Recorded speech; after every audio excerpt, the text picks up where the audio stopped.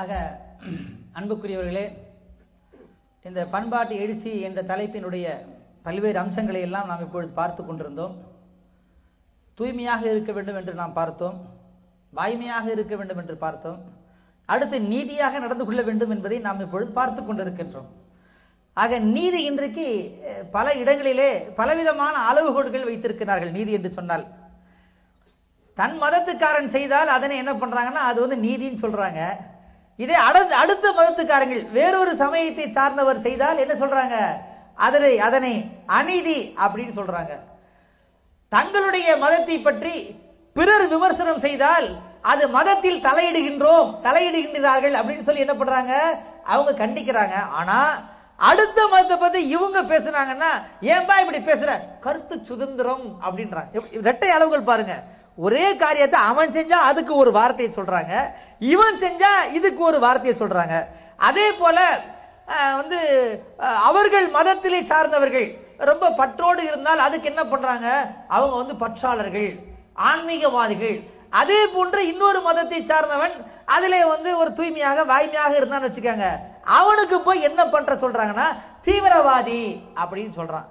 ஒரே காரியத்தை வந்து நம்ம ஊருக்காரன் செஞ்சான்னா அவங்களுக்கு பேர் என்ன சொல்றோம், போராளி அப்படின்றோம். அதே ஆளு நேர் மாற்றமா செஞ்சான்னு அதே செய்யல வேறொருவன் செஞ்சான்னு வச்சுக்காங்க, அவனுக்கு பேர் நம்ம என்ன சொல்றோம், தீவிரவாதி, மோசமானவர்கள் அப்படின்னு சொல்றோம்.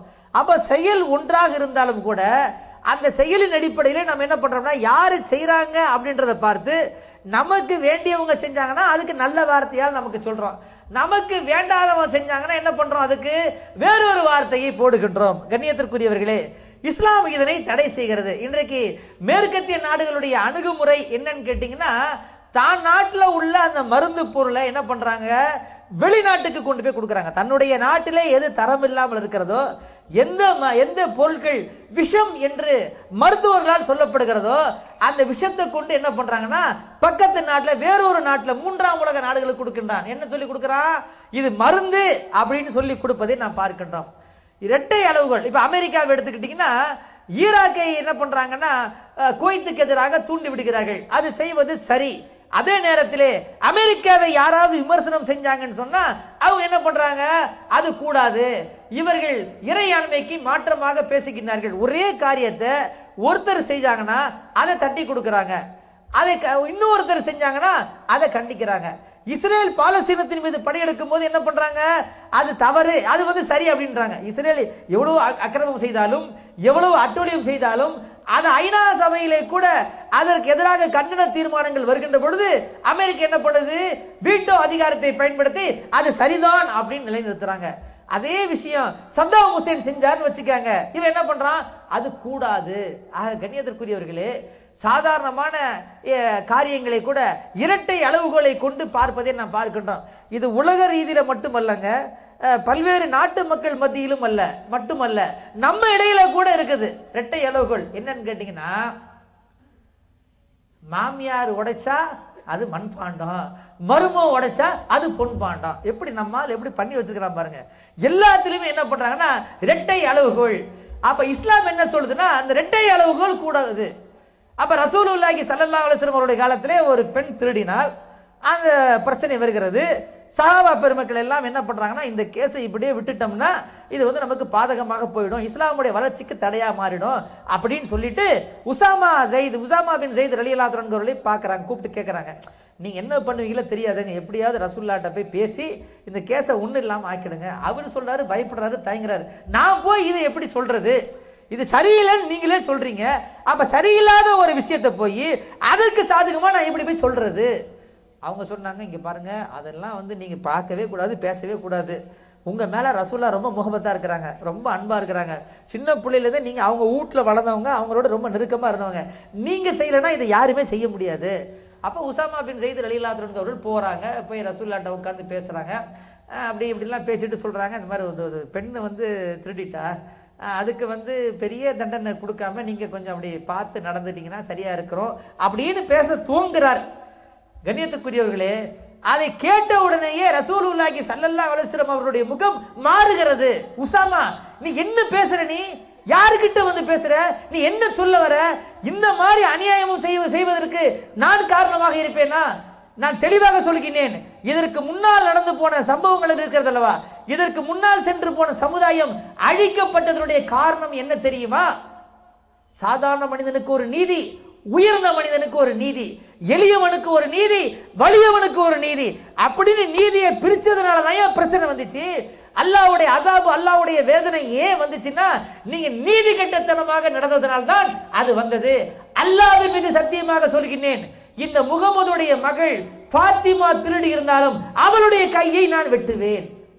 என்ன என்ன பிரச்சனைன்னு கேட்டீங்கன்னா, அந்த திருட்டு குற்றம் சாட்டப்பட்ட பெண்ணுடைய பெயரும் ஃபாத்திமா தான்.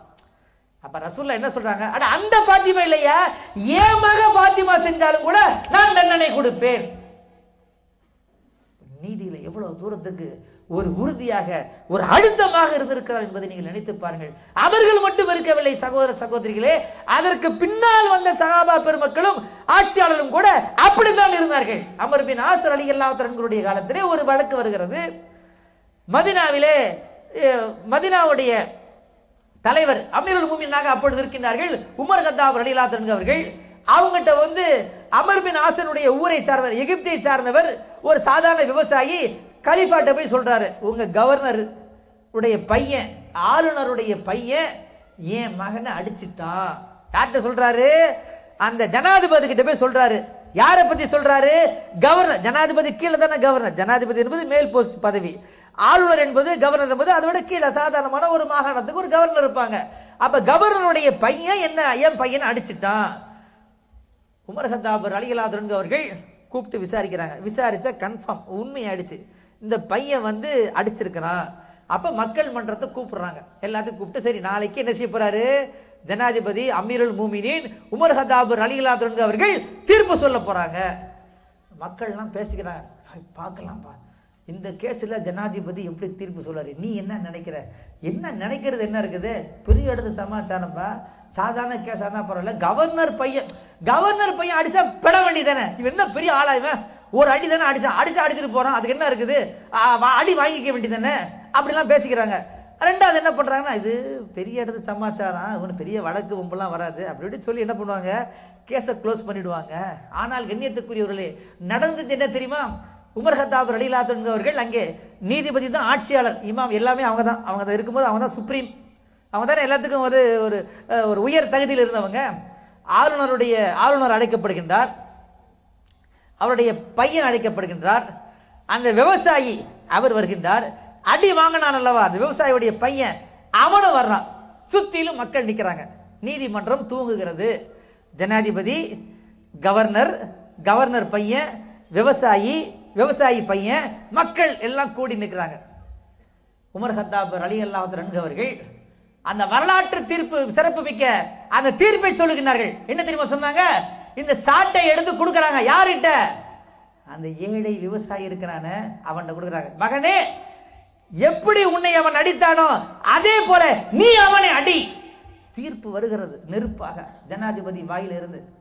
அந்த பையன் என்ன பண்றான்னு வாங்கி தன்னை எப்படி அவன் அடிச்சானோ அதே மாதிரி அடிக்கின்றான். உலகமே பார்த்து கொண்டிருக்கிறது. அதுக்கு அடுத்து அவர்கள் சொன்ன வார்த்தை தான் மிக நாம் சிந்திக்க வேண்டும். அடிச்சதுக்கு அப்புறம் அடிச்சிட்டியா சரி, அவங்க அப்பாவை வாப்பாக்கு 2 அடி போடு. என்ன வாப்பா கவர்னருன்ற திம்பூர்லதான் அவன் இன்னொரு பையனை அடிச்சான், அந்த மாதிரி இனிமே வரக்கூடாது, அவனுக்கு 2 போடு. இவன் சொல்லிட்டான், ஜனாதிபதி அவர்களே எனக்கு அவனுக்கு தாங்க பிரச்சனை, அவரை நான் இவ்வளவு பெரிய பண்பாடு பாருங்க. இவர் ஜனாதிபதி எப்படி பண்பாடா இருக்கிறாரு, அந்த குடிமக்களும் எப்படி பண்பாடாக இருக்கிறார் என்று பாருங்கள். அவன் தான் பிரச்சனை தவிர அவரை நான் அடிக்க மாட்டேன். உமர் கத்தாப் ரலியல்லாஹு அன்ஹு சொன்னார்கள், சிறப்பு மிக்க ஒரு வாசகம். ஒவ்வொரு தாயும் தன்னுடைய பிள்ளையை சுதந்திரம் பெற்றவளாக, விடுதலை பெற்றவளாக பெறுகின்ற பொழுது அவர்களை அடிமையாக்கக்கூடிய அதிகாரத்தை உங்களுக்கு தந்தது யார் அப்படின்னு கேட்கிறாங்க. எல்லா பிள்ளைங்களும் அவங்க தாயோட வயிற்றிலிருந்து சுதந்திரமா தானங்க வருது, விடுதலையா தானே வராங்க, ஃப்ரீயா தானே வர்றாங்க.